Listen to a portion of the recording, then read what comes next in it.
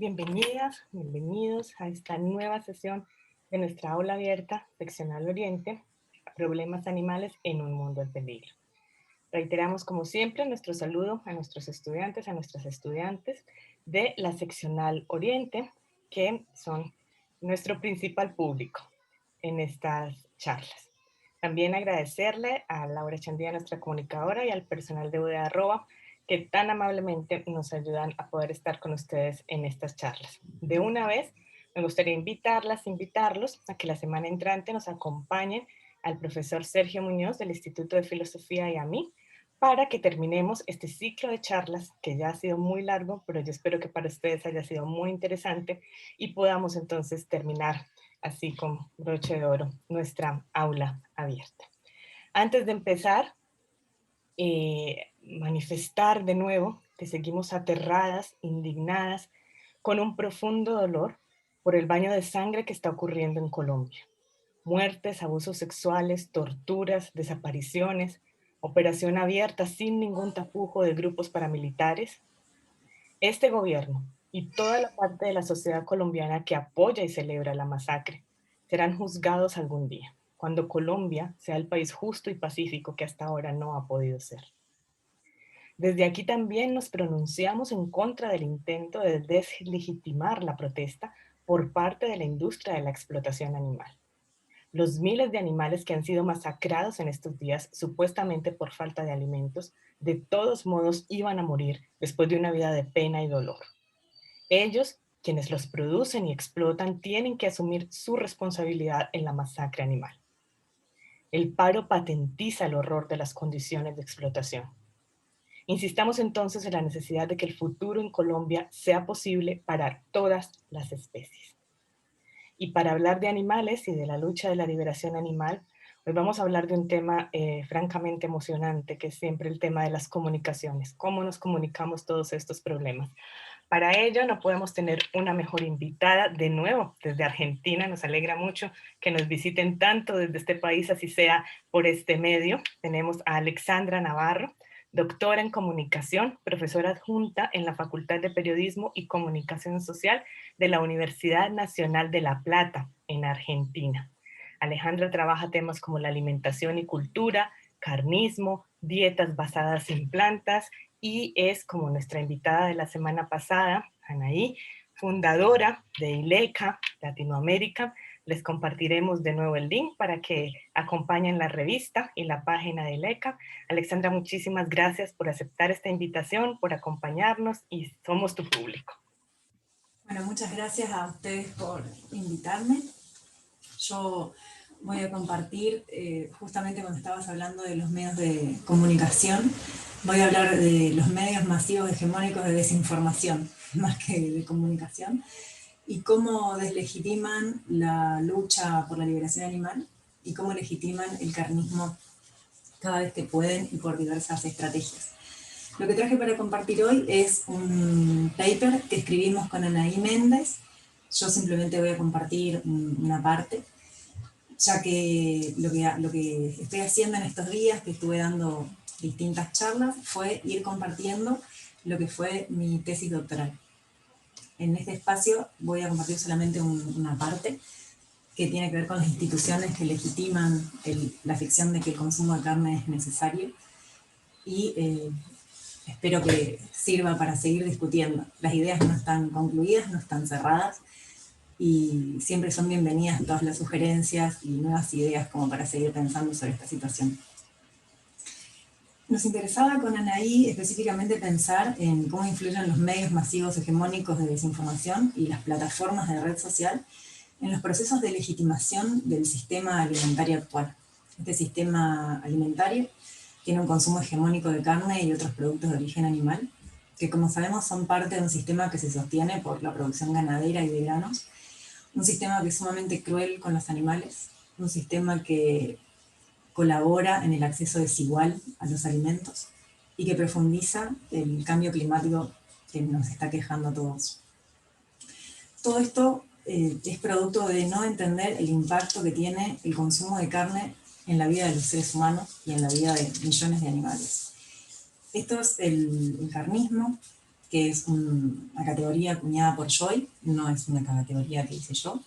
Seguramente todos la conocen, yo voy a hacer como un comentario muy breve al respecto, que tiene que ver con empezar a hacernos cargo de que el consumo de carne es también una ideología. El consumo de carne es una elección. Puede haber sido en otras épocas de los seres humanos que no lo haya sido, pero así como pensamos veganismo y vegetarianismo con un ismo que nos hace entender que hay una ideología que lo sostiene, comer carne también es parte de una ideología, por tanto, tenemos que hablar de carnismo y no se puede hablar más de omnívoros o carnívoros como si fuera una cuestión fisiológica de los seres humanos el consumo de carne. Poderle poner un ismo nos permite empezar a desnormalizar, deslegitimar y visibilizar lo que hace este consumo en la vida de los seres humanos, en la vida de millones de animales y en el planeta. Sobre todo tener en cuenta que si el consumo de carne es una elección, está sostenida sobre algo que es una opinión generalizada y no una verdad absoluta, que está vinculado con la idea de que consumir carne es necesario para los seres humanos, es normal, es natural y en Argentina además es nacional. Estas cenes de la justificación del consumo de carne las planteó Joy en su libro, no las voy a desarrollar porque tenemos poco tiempo, pero en Argentina el consumo de carne además está atravesado por la cuestión nacional y es que se considera parte de la identidad de la tradición. Por lo tanto, visibilizar que es una elección y no algo simplemente forjado en las tradiciones es sumamente importante y sumamente complejo. El carnismo, así como es legitimado por diversas instituciones, es resistido por el movimiento animalista, que intenta desarticularlo de diversas maneras. Y yo lo que trabajé mucho en mi tesis son cuáles son las representaciones sociales que sostienen el especismo en Argentina con un foco en la alimentación y la cultura. Podría haber pensado en diversos enfoques, pero me interesa la alimentación porque es el lugar donde hay mayor resistencia al movimiento de liberación animal. En general, cuando hay discusiones en torno a la utilización de los animales, las personas suelen estar a favor de dejar de utilizarlos para ocio o para indumentaria, suelen estar en contra de utilizarlos como fuerza de trabajo, pero cuando se discute acerca de la utilización de los animales para alimento, hay una resistencia muy importante a pensar o a reflexionar en ese sentido. Entonces, dentro de las representaciones sociales que sostienen el consumo de carne, el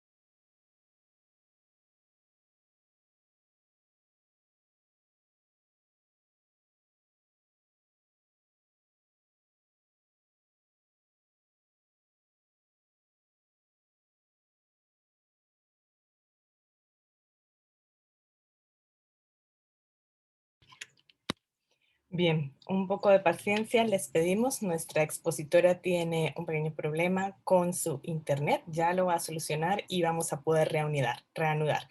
Muchas gracias por la espera y la paciencia.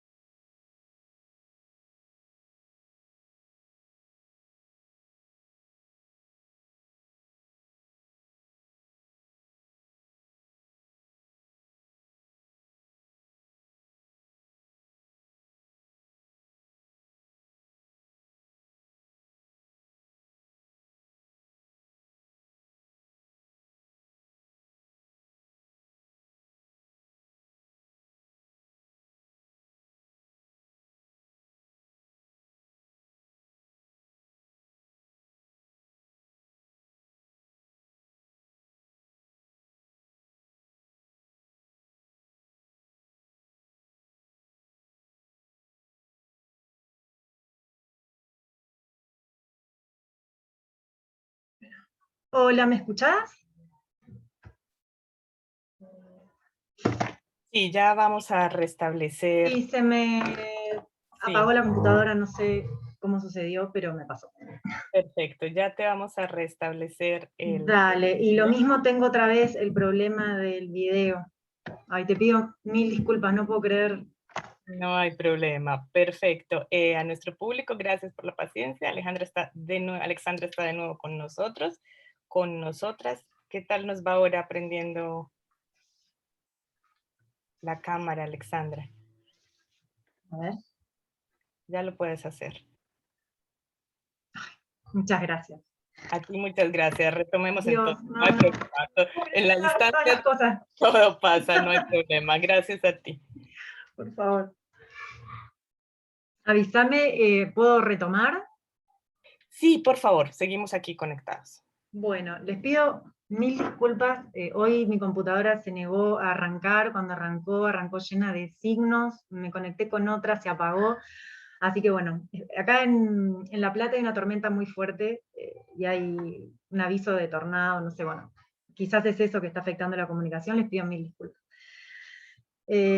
Sigo donde estaba comentando de que en mi tesis doctoral, dentro de las redes significantes que sostienen el carnismo, es muy importante pensar en cuáles son las instituciones que legitiman el carnismo. Y estas instituciones son varias, yo las voy a comentar brevemente a cada una, pero en lo que voy a ahondar hoy es en cómo los medios de desinformación, los medios masivos y las plataformas de red social colaboran para sostenerlo también, al carnismo.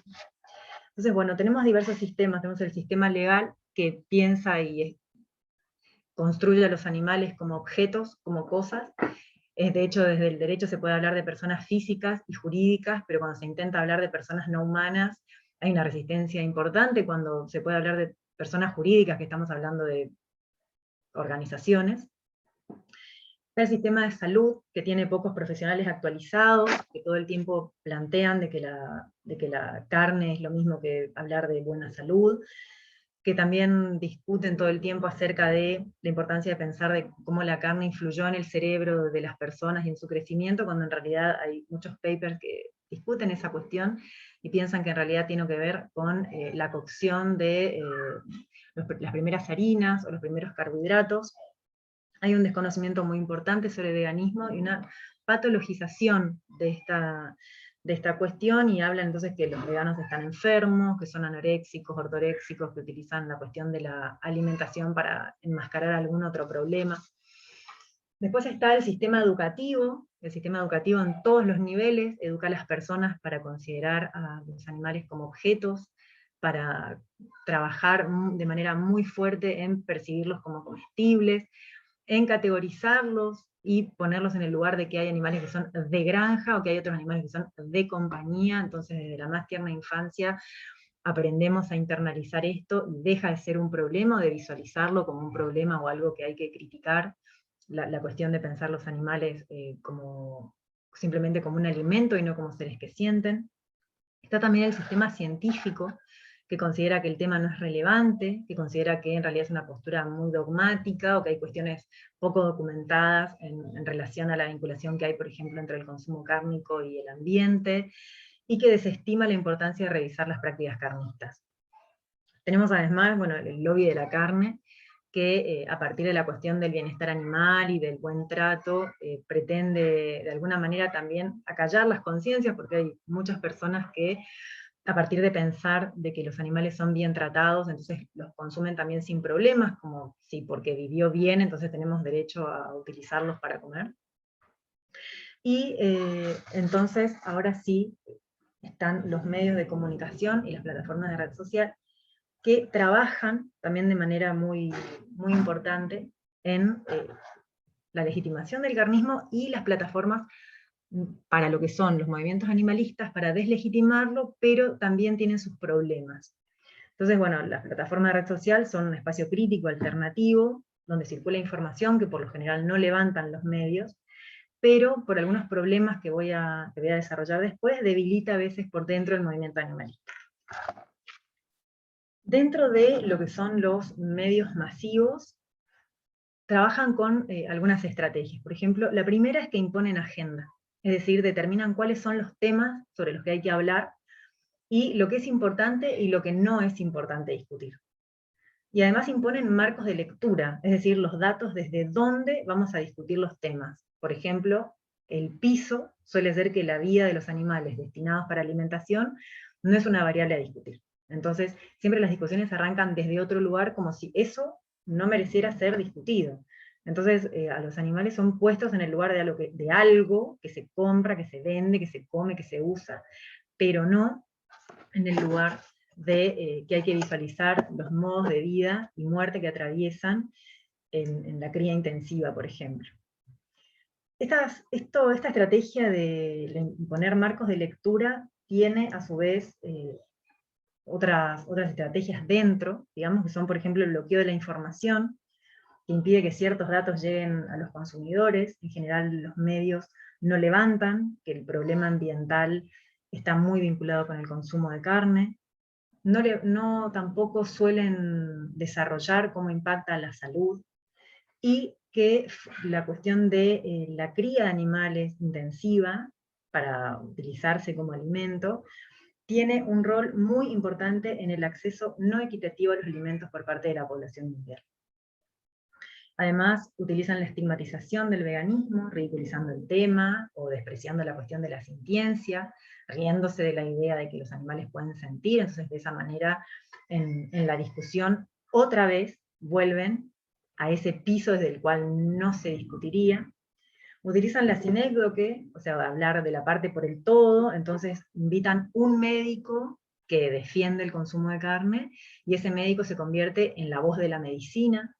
O suelen invitar a veces perfiles controvertidos que defienden el veganismo, y a fuerza de provocarlos y decirles cosas terribles, logran que la persona se ponga mal o que conteste mal. Entonces de pronto utilizan eso para convertirlo en todos son así, todos tienen esos problemas, que son muy fundamentalistas, que se ponen agresivos, digo, también como parte de la estrategia de horadar el movimiento. Hay además un blindaje de temáticas y enfoques, o sea, hay vedas de ciertos temas para invisibilizarlo. Por ejemplo, cuando se empezó a discutir el tema del acuerdo porcino, en ningún medio se habló de la vida de los cerdos, eso en general transcurrió por dentro de las plataformas. Naturalizan prácticas dentro de lo que es la cría intensiva, entonces silencian, por ejemplo, todo lo que son las prácticas crueles a las que se somete a los animales en la cría intensiva, y eluden la información acerca de cómo la cría intensiva afecta no solo a los animales, teniendo vidas terribles, sino además, digo, si quisieran pensar en las personas, podrían trabajar la cuestión del medio ambiente o de la salud. Digo, en general tampoco hablan de cómo la medicalización constante de los animales genera resistencia antibiótica en los seres humanos, y solo recuperan la dimensión económica, es decir, cómo impacta en el bienestar económico de la gente la cría intensiva de animales. Y en cuanto a las plataformas de red social, lo que tienen como problema es que en general, al ser espacios donde las fuentes son muy difíciles de chequear, generan desconfianza por parte de las personas acerca de cuáles son las fuentes animalistas de la información que se comparte. Entonces, además de la brecha digital de acceso, digo que no todas las personas tienen acceso o no tienen acceso a determinados perfiles, muchas veces sucede que una verdad pasa por mentira en un caos de noticias falsas, de teorías conspirativas, y de otras cuestiones que en general no se suelen chequear. Muchas veces las personas, cuando se cita una fuente, por ahí miran el título, la bajada, la imagen, revisan los comentarios de las personas que participaron, y no leen la fuente o no chequean si esa fuente existe, si realmente esa nota salió, sino que simplemente la toman y generan determinados sentidos a través de ella. Y esto trae, nosotros charlábamos con Anaí, esto trae 4 problemas que son muy importantes y que son a los que nos enfrentamos en este momento como movimiento desde las plataformas. Uno son los perfiles que se dedican a la hate news, ¿no? A sembrar odio hacia grupos o activistas en particular. Muchas veces utilizando memes o utilizando noticias también inventadas o cuestiones que no son de ninguna manera chequeables, oraban determinados perfiles que son muy fuertes dentro del movimiento, y en realidad esto lo que hace es simplemente debilitarlo, digo, y estas personas que generan o que tienen estos perfiles de hate news también son parte del movimiento, ni siquiera son personas externas. Tiene que ver con desacuerdos en torno a cuáles son las maneras correctas de ejercer el veganismo o de ejercer el activismo, y de cierta intolerancia que hace que no puedan convivir dentro del movimiento posturas heterogéneas acerca de cómo encarar el activismo. El segundo problema es que hay académicos que encuentran un área de vacancia donde desarrollarse y ganar visibilidad, y que son personas que por ahí no están formadas especialmente en el tema animal, pero que ganan muchos adeptos. Digo, al ser un tema emergente, hay muchas personas que recién se inician, que no saben a quién leer, no saben a quién seguir, y muchas veces caen en estos perfiles que son personas que no conocen demasiado del tema, pero que ven que es un espacio donde se pueden desarrollar, y entonces lo desarrollan, como pueden, con pocas lecturas, con la formación que tienen, digo, y se abren pasos dentro de otros académicos que sí lo trabajan especialmente y que a veces no tienen tanta visibilidad. El tercer problema es que también hay activistas que se forman con investigadores y académicos, pero que cuando opinan sobre un tema no lo citan. Digo, opinan ya sea en sus redes o en entrevistas, no citan a quienes leyeron, y entonces con mínimas ediciones presentan las ideas ajenas como si fueran propias. Y esto en realidad es un problema, y estaría bueno empezar a devolver favores a la academia, y también desde la academia devolver favores a los activistas, que son quienes acercan el tema al público en general, porque citar académicos, por un lado, demuestra que los activistas están actualizados en los temas de los que están hablando. Después ayudaría a superar como ciertos recelos que hay entre el activismo y la academia. Y después elevaría mucho la calidad de las discusiones. Y el cuarto problema son también influencers que se filtran, no sé si filtran es la palabra, pero que se filtran en el ámbito académico sin mayor formación, pero con mucha visibilidad. Entonces, en realidad el problema es que dentro del ámbito académico, ver que la persona que representa el movimiento animalista es un influencer, pero no es un académico, es un problema, porque la academia también tiene sus propias reglas, digo, y dentro de sus reglas es importante que la persona que defiende el movimiento sea una persona formada y reconocida, y no alguien que dentro de la academia puede verlo como simplemente un influencer, alguien a quien siguen muchas personas porque lo quieren, porque gusta, porque es carismático, pero no necesariamente que tenga formación, y eso también se utiliza como elemento de depreciación del movimiento. Entonces, en realidad, lo que es importante entender es que hay espacios para todos los actores, y que todos los actores tienen sus fortalezas y un rol imprescindible de ocupar. No es necesario estar ocupando otros espacios. Entonces, creo que el desafío está en profesionalizar el activismo, en conocer las propias limitaciones, o sea, no hablar de lo que no se sabe, en aprender a manejar entrevistas, sobre todo teniendo en cuenta esto, de que en los medios siempre la idea es llevarlos a un lugar donde terminan sintiéndose mal o contestando mal. Digo, hay muy pocos activistas que pueden mantener la entereza ante la provocación, o que realmente a veces borda lo inimaginable. Y también comprender que el carnismo está muy instalado, y que ninguna práctica violenta va a ser bien recibida por el común de la población, porque el común de la población lo toma como un ataque personal en vez de poder reflexionar sobre el tema. Entonces, lo que nos queda de manera final, digamos, como reflexión final antes de abrir las preguntas, creo que lo que tenemos que trabajar es en educar para la construcción de audiencias comprometidas con la información que consumen.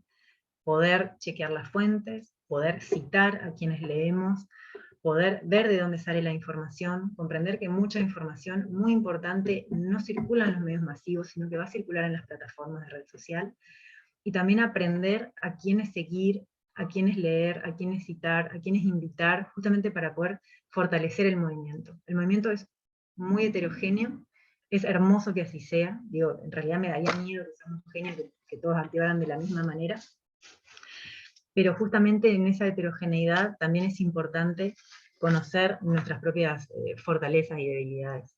Así que bueno, a mí me gustaría por ahí escuchar preguntas y poder conversar con quienes me están escuchando. No sé, Paula, si tenés preguntas para hacer. Bien, muchas gracias, Alexandra. Tenemos nuestros invitadas y invitados aquí en Zoom, en el webinar, a quienes invitamos a formular sus preguntas, también a quienes nos están siguiendo en la transmisión por Facebook. Sí, algunas preguntas, podemos empezar por ellas. Hay una tradición, digamos, de tener esta muy común en muchos temas polémicos. Estoy a favor y estoy en contra, ¿cierto? Sí. Entonces hay alguien que está a favor, aquí hemos tenido en mucho, pero digamos, se hizo más popular en el caso del problema con los animales, por ejemplo, en el caso de las corridas de toros, ¿no? Entonces, alguien a favor, alguien en contra, siempre. No sé qué opinión te surge esta forma de comunicar. A mí siempre me ha parecido que es un salto al vacío un poco y no hay en realidad una conclusión muy clara y siempre además se reiteran las mismas personas a favor, las mismas personas en contra. Y de hecho, incluso tú lo has explicado muy bien, hay un médico que hizo carrera en todos los países explicando por qué los toros no sufren, y esta es una opinión que estuvo muy representada en muchos medios debido a que era un médico. Si quieres podemos empezar por ahí. Este tipo de forma de irse a la comunicación, ¿qué opinión te genera a ti de tu profesión? En general, bueno, esto yo no lo desarrollé acá en la charla, pero una de las cuestiones que plantea Joy acerca de cómo se educa a las personas para concebir a los animales, tiene que ver con la dicotomización, ¿no? Que es justamente esto de poner en polos opuestos a una persona o a un grupo de personas o a un grupo de animales y categorizarlos para poder comprenderlos, ¿no? Y ella hablaba, bueno, de que los animales son categorizados como comestibles y no comestibles.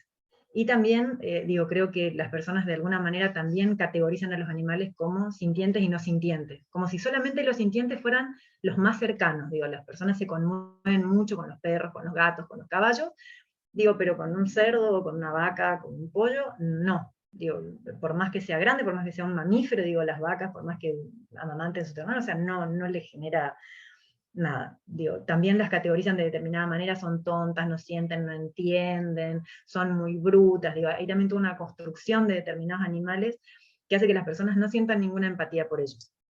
Entonces, a partir de esa construcción y de poner a un perfil reconocido, sosteniendo esa idea, reforzándola, y hablando en realidad lo que muchas personas creen desde el sentido común, pero poniéndolo en boca de una persona reconocida, con determinada trayectoria académica, lo que hace es reforzar esa idea. Digo, y eso creo que es una estrategia común, que es la estrategia la más fácil de usar, y muy efectista y que tiene su rédito, digamos, lo de las corridas de toros, yo lo he visto incluso con cantantes que me gustaban y que dejé de escuchar, o sea, cuando escuché cómo se pronunciaron a favor, o sea, se terminó, no te escucho más, no me importa, por más que me gustaba, digo, incluso eso de usar imágenes de personas que son muy queridas o muy queribles, sosteniendo una idea, también en general es una de las estrategias que se utilizan para sostener ideas o para mantenerlas dentro del público. Claro, ahí hay todo estrategias de comunicación que se usan de los dos lados, pero como tú muy bien lo has indicado, hay un lado hegemónico que generalmente tienen el control de la información. Antes de ir a una pregunta que nos hacen por Facebook, otra pregunta, Alexandra. En las estrategias de comunicación de todo el movimiento de liberación animal, pues tanto desde la academia como desde lo otro, han sido siempre muy criticadas, pues precisamente porque muchas veces hay que mostrar escenas terribles, ¿no? Sí. De todo lo que pasa. Y entonces viene, y tú lo has explicado en la charla, este pudor de no querer ver, de no querer, y muchos critican, y nuestros estudiantes, por ejemplo, también estudian licenciatura, ¿cómo comunicar esto? ¿Son estas imágenes una buena estrategia de comunicación? O tú te vas más por la idea de no usarlas mucho? ¿Qué piensas tú de esta estrategia? Yo tengo una opinión personal, voy a dar una opinión personal y voy a dar una opinión formada a partir de conversación con otros colegas. Yo personalmente no soy partidaria de las imágenes violentas porque pienso que hay personas que son muy sensibles, que no se van a exponer a ellas, personas que no les interesa, digo, y conozco gente que las ha visto y que dice, eso no es cierto, eso está montado, eso ocurre en otra parte, digo, la negación que hay sobre determinados temas es tan fuerte que incluso a veces viéndolo, piensan que bueno, eso es de otro país, eso no está pasando acá. Digo, eso yo lo he, de primera mano, he tenido ese tipo de discusiones. Por otra parte, personalmente, a las personas que yo he llegado con el veganismo y que incluso han empezado a transitar el camino de la transición o se han convertido en veganos, nunca entré por el lado de las imágenes violentas, porque creo que hay otras maneras de entrar, pero también, conversando con otros colegas, cada persona entra al veganismo de distintas maneras. Hay personas que han entrado justamente a partir de ver estas imágenes violentas, y hay otras que las imágenes violentas no las pueden ver. Yo, por ejemplo, soy muy impresionable y no he visto videos que todo el mundo ha visto, ese Herdling yo no lo vi, porque no lo puedo soportar. O sea, no puedo soportar 1 hora y media de castigos corporales, de tortura, o sea, no puedo. Eso no significa que me haga, digo, que pueda activar menos o que comprenda menos el problema. Digo, yo he leído mucho sobre el tema, digo, y a veces la mente incluso te da imágenes tan horrorosas como podrían ser visuales. Yo creo que lo que hay que pensar es que la estrategia no es única. Yo no sé si hay una estrategia que es mejor que otra. Yo sé que las personas, al ser todas distintas, reciben distintas estrategias de distintas maneras. Cada persona es un mundo. Entonces, no sé, uno de mis amigos es vegano cuando vio Conspiracy, por ejemplo. Otro Conspiracy no le hizo nada, lo movió Herdling. Otro no vio ninguna, y en realidad empezó con una persona que, en vez de presentarle, justamente en vez de presentarle o de mostrarle toda la realidad de un saque, empezó a llevarlo por otro lugar. De, mira, un reemplazo, probá esta comida, fíjate que podés no usar esto, y contarle de a poco ciertas cosas, digo, y lo fue llevando por un camino por ahí más amigable. Yo creo que quizá hay que ir experimentando con las personas que conocemos y que sabemos más o menos a qué están abiertas y a qué no, y ir experimentando estrategias. Perfecto. JS Lozano pregunta, ¿cómo se puede unificar el movimiento cuando se empieza a hablar de interseccionalismo? Hay activistas que parece que ponen en el mismo nivel la injusticia social humana y la no humana. Bueno, la cuestión es así. El tema de la interseccionalidad es un tema que es muy importante, que muchos activistas lo desconocen. Dentro del activismo hay dos cuestiones. Hay una, que es que, por un lado, hay grupos que tienen un purismo ideológico muy fuerte y que quieren que la liberación animal se lleve a cabo solamente por los animales, esa es una postura. Y hay otros grupos que consideran que la interseccionalidad es un elemento valioso porque tiene que ver con poder aunar la lucha por la liberación animal con otras luchas, teniendo en cuenta que todas las injusticias tienen una causa común. Digo, cuando la persona que pregunta me dice como de poner a la misma altura la justicia social humana con la de los animales, a mí me resuena a un comentario que recibí cuando yo estaba haciendo la tesis, que me dijo justamente, no se puede comparar el derecho de las personas a comer con el derecho de los animales, ¿no? Y en realidad uno cuando piensa esa pregunta dice, yo estoy hablando de que no puedo comparar el derecho de los seres humanos a comer lo que les gusta con el derecho de los animales a conservar su propia vida. Y me parece que si yo lo pienso en esos términos, sí tengo derecho a comparar, porque puedo elegir no comer carne.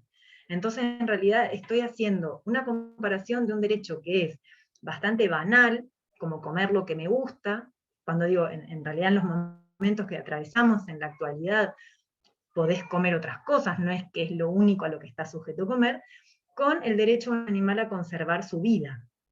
Entonces, yo creo que sí hay que pensar la interseccionalidad. Yo soy de ese pensamiento y respeto totalmente a los que no piensan lo mismo, pero creo que la interseccionalidad nos da el poder de entender que la lucha de la liberación animal está conectada con otras injusticias, está conectada con la crisis medioambiental que estamos atravesando.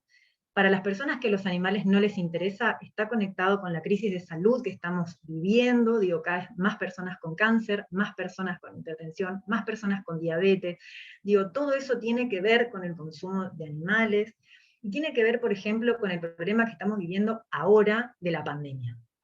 digo, que no es menor. Digo, que a las personas que les importan los animales saben de qué hablo, y a las que no les importa, la cría intensiva de animales en las condiciones en las que se está dando, es la originante de las pandemias que estamos viviendo. Entonces creo que sí está conectado y creo que sí es justicia social humana y sí es justicia social para los animales. Y que no, sí, y que el nivel aquí no hay una de mayor nivel, la injusticia Que no están conoce esos niveles. interconectados. Exactamente, están interconectados, exactamente. Ahora me gustaría volver a ese tema, tengo aquí otras preguntas, porque claro, es tan importante la interseccionalidad, lo has mostrado muy bien, pero a veces los problemas interseccionales hacen que se pierda el foco en los animales, ¿cierto? Entonces vamos a tratarlo como un problema medioambiental o como un problema de salud o como un problema sin perder el foco, digamos, también en los animales es importante. Pero tenemos una pregunta del profe Juan Felipe Garcés que eh, va a lo que nos contabas hace rato en la charla. En los libros de texto o incluso aquel entre comillas, el papel de la mano en la transformación del mono en el hombre, cierra comillas, se defiende la idea del desarrollo de nuestro cerebro como producto de la ingesta de carne.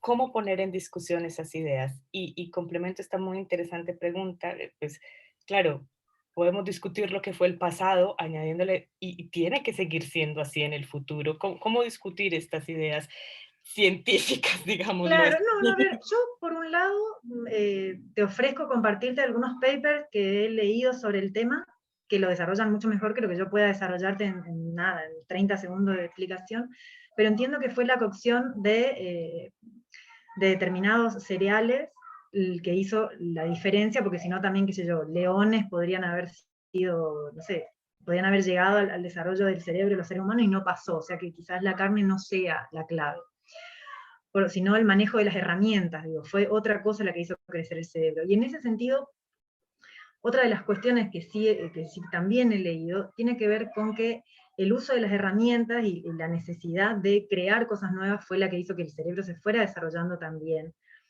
Y eso en la actualidad, digo, donde en general las cuestiones más básicas están todas resueltas, ya no es que la proteína animal es la que va a hacer que el cerebro siga creciendo o que nos sigamos desarrollando, sino que en realidad también hay otros alimentos, ¿sí?, que logran reemplazar la proteína animal, que los entendemos ahora, que sabemos cómo cocinarlos ahora, que sabemos cómo combinarlos ahora, que quizás antes no sabíamos o lo desconocíamos, o no era de uso común, digamos, de saber común. Por lo tanto, la cuestión de que si en el pasado nos ayudó a que nos crezca el cerebro, no, más allá de que hay papers que documentan que, digo, que está en discusión eso, en este momento es una discusión obsoleta. Yo creo que la respuesta es esa. Es como si estuviéramos discutiendo si el fuego se creó frotando dos palitos o frotando dos piedritas, qué sé yo. Se creó hace mucho tiempo, y en realidad ahora tenemos otros problemas acuciantes, que es que el consumo de carne nos va a llevar a la sexta extinción, nos lleva. O sea, estamos yendo hacia ahí.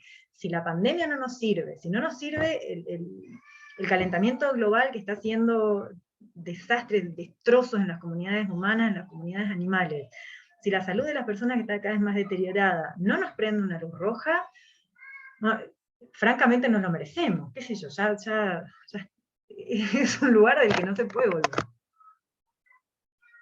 Sí, sí, en efecto, Alexandra y profe Garcés, hay puntos de esta discusión ya muy, eh, digamos, documentados. Algunos afirmaban que era la carne, pero como tú muy bien lo dices, está ya muy documentado también el hecho de que la cocción de los alimentos nos dio esa pequeña ventaja para un cerebro que requiere tanta energía como la Sí. nuestra.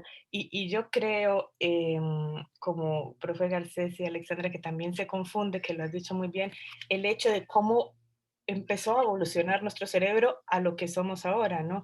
No que si la carne tuvo un papel fundamental ahí o no, es algo que se discute, pero no quiere decir eso que te vayas a ser más inteligente individualmente por comer Claro, carne o que, te, claro, o que, no, o que vayas a embrutecerte por no comerla, ¿no? Hablar de la totalmente. evolución humana no es hablar de cada individuo. Tengo por aquí dos, entonces voy a empezar por la que tengo en nuestro chat de Zoom de Fernando Libunati. Buenas tardes, Alexandra, Paula y a la audiencia. Mi pregunta es bastante general y abierta, creo. Es más bien algo que me pregunto siempre que escucho debates en los medios masivos sobre el tema. Muchos comunicadores que pretenden deslegitimar el veganismo suelen tratarlo como posición extremista y en algunos casos hasta violenta. En respuesta, algunos defensores proponen hablar de alimentación sustentable o utilizar otro término para explicar las ventajas de la alimentación vegana. Entiendo que de esa manera se logra separar a la práctica de no consumir animales de algún ismo al que quieran asociarle los grandes medios de comunicación. Pero si, por ejemplo, los medios masivos repitieran la estrategia ahora contra la idea de alimentación sustentable, quizás se podría utilizar otro término para nuevamente separarlo de la connotación negativa que pretenden asociarle. Mi pregunta es si desde la comunicación situaciones como esta se consideran como problema y qué estrategias se proponen al respecto. Claro, súper importante, Fernando, muchas gracias. Sí, sí, sí, Es que es muy buena pregunta. vivimos en este mundo somos extremistas y digamos de esta constante idea de que hay algo malo en este activismo, Alexandra. Sí, yo creo, por un lado, voy a separar la respuesta como en dos. Por un lado, lo que choca del veganismo, creo yo, es que en general el discurso carnista está acostumbrado a enmascarar todo el tiempo las prácticas que requiere el sistema carnista, que son prácticas violentas, nombrándolas de manera que suenen suave. Entonces no hablan de sangre, hablan de jugo, te dan un bife jugosito, no es sangriento, no hablan de asesinato, hablan de faena, no hablan de destripar, hablan de viscerar, o sea, a todo le ponen un nombre mucho más suave para que suene menos violento y menos espantoso hacia las personas que consumen, porque una cosa es decirle a una persona, te voy a servir un bife sangriento, y otra cosa es decirle, bueno, es un bife jugoso, a medio cocción, o lo que sea. Lo que hace el veganismo justamente es desplegar toda una estrategia de mostración de esto, y al mostrar las prácticas violentas como son y ponerle el nombre que va, eso es lo que choca y eso es lo que genera resistencia, porque en general las personas quieren seguir sosteniendo su consumo y es distinto sostener el consumo frente a alguien que te muestra la práctica violenta como está y la violencia que hay detrás de lo que consumís habitualmente, con el ocultamiento que se vive por lo general, digo, atrás de, no sé, el cartón de leche y la vaca feliz con el ternerito, que sostiene también toda una mentira y una percepción errada de lo que realmente hay detrás de la cría intensiva, de los lácteos, etc. En torno a lo que es más estratégico, sí, yo creo que para hablar acerca de veganismo, quizás la primera entrada no es mencionar veganismo, sino hablar de dietas basadas en plantas, hablar primero de los impactos que por lo general a la gente le importa. Digo, por lo menos en Argentina hay un estudio que me compartió una colega y amiga hace poco, que decía que las personas en general están más orientadas a cambiar su consumo por su propia salud, antes que cualquier otra cosa, antes que el medio ambiente, antes que los animales, la propia salud. Entonces digo, si hay un estudio realizado, serio, que documenta esto, me parece que hay que aprovecharlo. O sea, a las personas le importa su salud. Bueno, yo creo que a los animales no les importa si van a dejar de comérselo por la salud, por el ambiente, o sea, lo que quieren es que no se los coman, basta. Entonces, ¿te importa tu salud? Bueno, yo entraría en la importancia de las dietas basadas en plantas a partir de cómo impactan beneficiosamente en la salud, sobre cómo previene ciertas enfermedades, sobre cómo colabora a revertir algunas enfermedades, como la diabetes. Después, ¿les importa el medio ambiente? Bueno, iría en las dietas basadas en plantas, digo, es otra manera de hablar de veganismo, pero quitándole la dimensión ideológica que puede estar detrás de la persona que lo menciona. Digo, y esto lo quiero decir porque es muy importante, hay mucho dentro del colectivo vegano que piensa que si no se habla de veganismo, está mal, es como si fuera una traición. Y en realidad me parece que hay que aprender a ser estratégicos. Todos sabemos lo que pensamos, todos sabemos cuál es nuestro objetivo, y lo que hay que encontrar son maneras efectivas de lograrlo.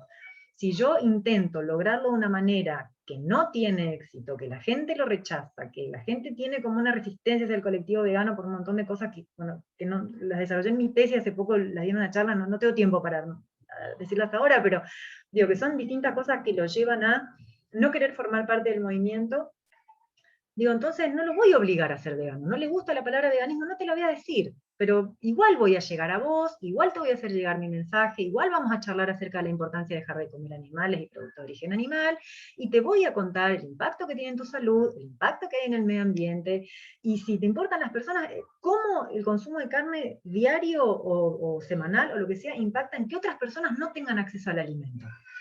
¿Sí? Entonces, por vos comer un pedazo de carne y otras personas que no pueden comer. Digo, y esto hay que hacerlo saber, esta información hay que acercarla. Yo creo que al que no le importan los animales no puede hacer como que no le importa la gente que se está muriendo de hambre. No sé, yo por lo menos soy más pragmática en eso, no, no todo el mundo va a estar de acuerdo, pero ese es el camino que yo tomaría por lo menos. Cierto, apuntas, Alexandra, dos discusiones muy fuertes. La una, como tú dices, interna del activismo y también de la academia, de la ética animal y del activismo de la liberación animal. Y es, yo lo llamaría, pero estoy de acuerdo contigo en que muchos colegas se ofenderían, cierto purismo de que todos tienen que llegar al no consumo de alimentos de origen animal por una convicción ética. Y a ver, las consecuencias prácticas de cuál sea tu convicción al final son las mismas y favorecen a los animales. Entonces, sí habría que pensar si estratégicamente tenemos eso. Hace mucho tiempo se publicó un estudio en Alemania que decía que las personas solo con que el otro les dijera que es vegano se molestan porque inmediatamente se sienten increpadas. Se sienten, este me está juzgando solo con sentarme a la mesa. Tengo todavía Lo que pasa es aquí... que acá ya un comentario muy cortito. Yo creo que esta cuestión de querer que se alcance la abolición de la esclavitud animal por los animales, desconoce que el tema de la empatía no alcanza a todas las personas. Digo, las personas no todas tienen empatía por los animales, digo, hay personas que no tienen empatía tampoco por los seres humanos, digo, ni por su prójimo, ni por su familia. Entonces me parece que hay que dejar de desromantizar algunas cuestiones, hay que entender que lo que importa es el respeto en todo caso a los animales, y que lo que le importa a los animales es dejar de ser utilizados, dejar de ser explotados y dejar de ser asesinados. Entonces, si vos lo haces porque querés dejar de tener diabetes, o si lo haces porque los querés, creo que en realidad al grueso de los animales dudo que les importe. Yo entiendo que la discusión viene acerca de, bueno, pero entonces si te curás, vas a volver a consumirlos. Bueno, entonces en ese caso nos vamos a preocupar acerca de cómo hacer para que no vuelvas a consumirlo después. Y lo podemos discutir ahí, pero digo, pero el primer paso, que es el abandono de los productos de origen animal, que es lo más complicado de lograr, hay que ganarlo como sea, digo, con la estrategia que sea. Sí, es muy, muy interesante. Incluso hay artículos que reseñan como el descenso grande en el consumo de productos lácteos, por ejemplo, pues se debe a que cada vez los médicos los recomiendan menos y generan más problemas de salud. Sin duda habrá muchos asuntos éticos implicados, pero la mayoría de problemas de salud. Así que muy interesante. Bueno, ya me llega, gracias Laura. Ya me llega la otra tanda de preguntas. Juan Pablo, buenas tardes. Juan Pablo Grisales. También nos vamos con las estrategias de comunicación de nuevo. Teniendo en cuenta que esa audiencia, por entre comillas, es compleja y está conformada en gran parte, a mi modo de ver, por individuos ajenos al pensamiento de conceptos, pensamiento histórico y el compromiso que implica, ¿qué estrategia considera para afrontar las dificultades de una comunicación responsable? Claro, en aquella audiencia que no es una audiencia académica ni es una audiencia general. ¿Qué estrategias, además de las que ya nos has dicho? Sí, yo creo que, por ejemplo, este tipo de charlas o de ciclos que tienen alcance a muchas personas y que trabajan temas que por ahí no los han escuchado antes, puede servir. Puede servir también alcanzar de alguna manera los medios hegemónicos con alguna nota. Es sumamente difícil, pero existe, digo, en Argentina, Página 12 cada tanto le da espacio a algunos activistas a hablar, digo, son notas que tienen mucho alcance, que son muy leídas. Y yo creo también que es importante el trabajo de ir comentando en espacios donde circulamos o con grupos de personas sobre el tema sin cargarlo en un principio de emociones negativas, porque es lo primero que genera rechazo a seguir escuchando. Yo creo que no es fácil, pero sí, por lo menos el grueso de las personas con las que he conversado y le he podido desarrollar las ideas en marcos de reuniones sociales, de encuentros entre muchas personas, en el que por ahí me hacen una pregunta tonta y yo la aprovecho para ponerme a charlar. Yo creo que eso también alcanza porque hay muchas cuestiones que el grueso de las personas no se lo preguntan, no por maldad o por ingenuidad, sino porque realmente hay mucho desconocimiento, y al ser la palabra de los medios de desinformación tan legitimada, y al ser también el sistema educativo tan legitimado, de ser dos espacios donde no se habla de esta cuestión, entonces las personas consideran que es un tema que no hay que charlar, porque están acostumbrados a cuál es la agenda de lo que se discute, y esto no está en agenda. Digo, y lo importante sería ponerlo en agenda de alguna manera y alcanzar algún espacio de visibilidad donde poder conversarlo, no desde un pedestal académico con palabras difíciles, nada, sino poder acercarlo de la manera más sencilla posible al público en general, para que por lo menos pueda tener un primer acercamiento al tema y poder seguirlo pensando. Claro que sí. Bueno, el profe Garcés dice que precisamente a tu pregunta, a tu respuesta que habías dado antes, la defensa del carnismo como argumento educativo. Dice él, ese es el punto. Y leo de una vez la pregunta de Gustav Per, que es una pregunta que es así como muy dolorosa para quienes somos veganos, pero es cierta. Tengo entendido que los gatos necesitan consumir proteína animal, sí, son Sí, carnívoros obligados, en sí. efecto. ¿Cómo conciliar la práctica de tener animales de compañía, como los gatos, y la práctica de no consumir animales? Esta es una pregunta que se Yo me ha podido hacer a todo el Yo, ciclo, pero te yo tengo tocó. una respuesta muy sencilla. Digo, si vos tenés un animal que necesita consumir carne y eso te genera un problema, yo diría que entonces optes por elegir un animal para que sea tu compañero, que sea herbívoro. Y no entrar en un espacio donde eso te genera un dilema moral. Porque tampoco el gato tiene la culpa de tu ideología como para que se quede sin comer lo que necesita porque estás en contra, digo, y es súper valioso estar en contra, pero digo, también por eso, yo por ejemplo no tengo gatos, yo no tengo gatos, o sea, digo, si encuentro uno, lo levanto, le doy tránsito, pero digo, pero no tengo, yo no lo tengo yo, porque por un montón de cosas, pero entre otras por esto, ¿sí? Y creo que la persona que se encuentra, digo, he escuchado muchos debates, digo, y hay personas que los tienen a los gatos con una dieta vegana, digo, y eso también es crueldad. Eso Sí. también es crueldad porque no es propio de su dieta. Y cualquier cosa que compre, ya sea balanceado o pienso vegano, lo que sea, para los gatos, hasta donde yo sé, puedo estar equivocada, hasta donde yo sé, no hay pienso vegano para gatos. Hasta que eso pueda cambiar, si eso genera una contradicción interna, yo diría, bueno, no inclinarse por que tu compañía diaria sean gatos, sino, bueno, perros, conejos, o nada. Es cierto, y es una postura muy interesante. Y claro, lo demás es entender precisamente que, eh, pues que son carnívoros obligados, en efecto, como dice la pregunta, que además dependen de la taurina para poder ver incluso, y como tú muy bien dices, hay que conocer al animal de compañía, no imponerle nuestras ideologías que podemos estar muy convencidos de ella, pero al gato lo único que no le importa. Esa respuesta pragmática me parece muy interesante. He escuchado debates larguísimos sobre eso, pero así es como son las cosas. Los animales tienen las dietas obligadas.